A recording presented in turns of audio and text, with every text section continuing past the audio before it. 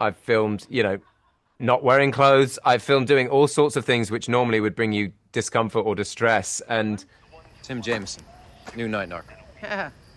Any Ledoux, old weirdo. Hey, remind me, who was this I guy know. again? So great to see you again, Ben. hi, Young. Thanks so much for being here. A lot of Stephen King stories have a certain tone, sometimes dark and emotional. How did you tap into that atmosphere in the Institute? I think having read the book that the show is based on, the first few chapters are very focused on the character of Tim, and they're quite sort of heavy and lonely and very atmospheric in terms of setting up the psychology of the man and where he's come from, where he's sitting at this sort of crossroads in his life, looking for some peace and a sort of restart to his life. And so I found that very useful.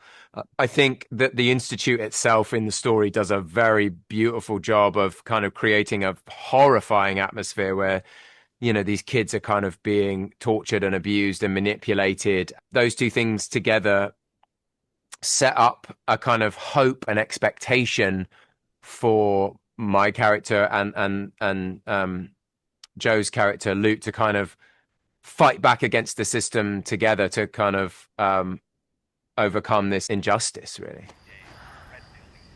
Ah. Ah. Oh, good. Someone was smart enough to get you gold. Well, that was the army, and I'm sure they just got whatever was cheapest. Was there something about your character that pushed you emotionally or physically in a new way? I think having played a lot of bad guys in a row for the last few years, it was interesting to go back to playing a character who had a real handle on their moral compass and knows which way is north, and to whom it's important to be a good man. I think that's something that's, drives a lot of us, and so to kind of connect with a character and to play a character I kind of admire in that way was certainly something that was come very compelling to me. There's always tricky things when you're filming. I did a lot of filming at nighttime. A lot of when you're dealing with kind of small intricate physical challenges, whether that's running kind of uphill literally or in. I think there was a scene where Joe was in a freezing cold river in the middle of the night. I had a scene where I'm trying to tend to a bullet wound with various props that were very sticky. I think there are always challenges.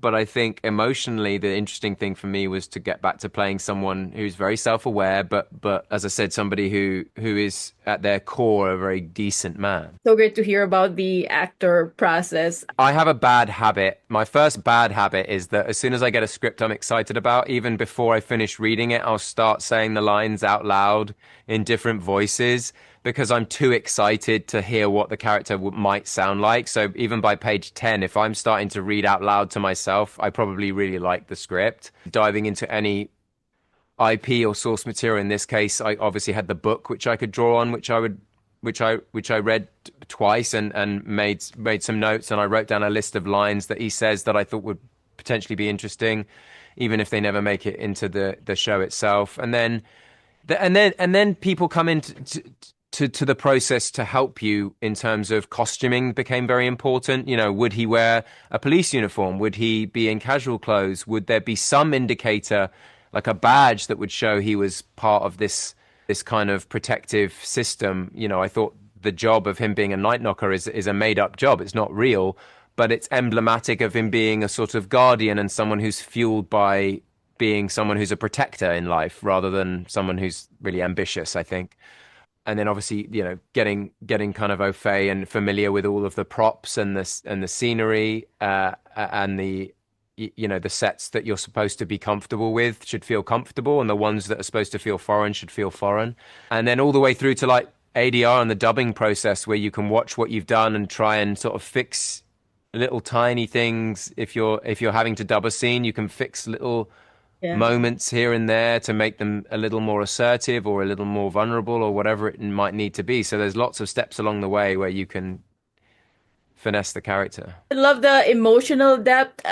Do you find expressing vulnerability easier through acting or music? Oof. Probably through acting, because you feel like you're sort of protected by nature, by virtue of the fact that it's not you.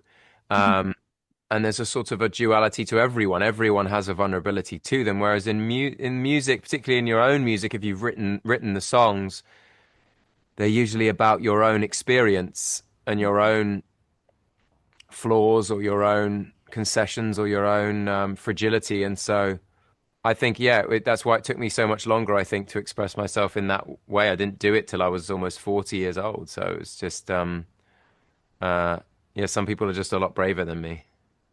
It's so inspiring though, it's never too late. That's also true. Yeah. Many of your international fans, my audience as well, know you from Chronicles of Narnia, about that being the gateway drug to your oeuvre. I mean, I'm very proud to have been involved in that, very proud to have been cast in it. They were stories that I listened to and grew up with. I grew up with, those kind of fantasy stories, Tolkien and Roald Dahl and all of those stories. And the Narnia books were, I have my copies still from when I was 8 years old. I've written my name in them.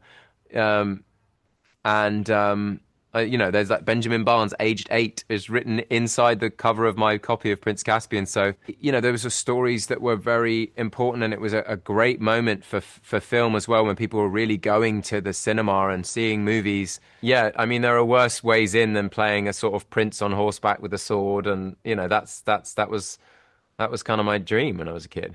To be a knight or something like that. It's a very lovely role that people, like kids could learn from. When you're preparing for a role that deals with, like traumatic scenes or story, like in the show, how do you guard your own emotional boundary? Oh, that's interesting. I think so much of what you do as an actor is about committing to the moment and committing to those scenes. And I think you push a lot of stuff to the side when you're on a set. You don't feel physical discomfort in the same way. I filmed wearing armor. I filmed, wearing leather coats in the summer. I filmed wearing masks. I filmed, freezing cold lakes. I filmed in the snow, in forests. I've filmed, not wearing clothes. I've filmed doing all sorts of things which normally would bring you discomfort or distress. And I think you just tend to push a lot of that physical stuff to the side. And the same goes emotionally. That day you're going to have to commit to being in this place.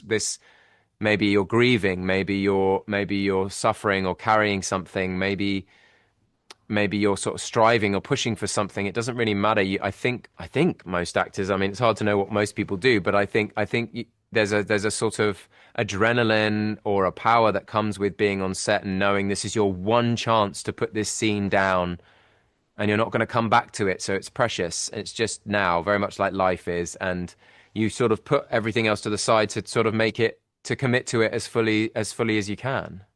That is your extraordinary power, much like Maybe. Do you have any special talent that people don't know about? Oh, I try to share everything I'm sort of even halfway decent at. I probably have a go at trying to do it, publicly, even if it took me a long time. I mean, it used to be the songwriting and the singing and the music used to be my secret thing, and now it's much more public thing. But I've gotten so much out of it since I've tried to share it with people. So I think my secret power is to encourage other people to share their gifts, which I've sort of been doing by mistake, by living the way I've been living, I suppose. And I think, I've always been doing that to the people that I champion and the people that I care about and love. But like to do it for other people, for strangers. Yeah.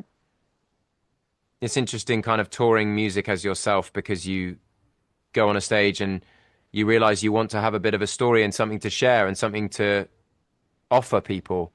And mine is I think is a sort of an encouragement. I can hold out my hand and offer them a place to kind of say, hey, if I can do this and share these messages with you, if you dig it at all, then, hopefully you get out there and do something that you care about, because life is short and precious. I love that. Well, thank you so much, Ben. Thank you. So, smart kid, how do we get out of here?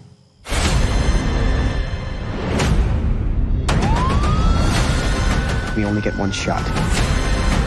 We don't have a lot of time. I'm gonna find a way to help us all. Sometimes you win by showing you're still willing to fight.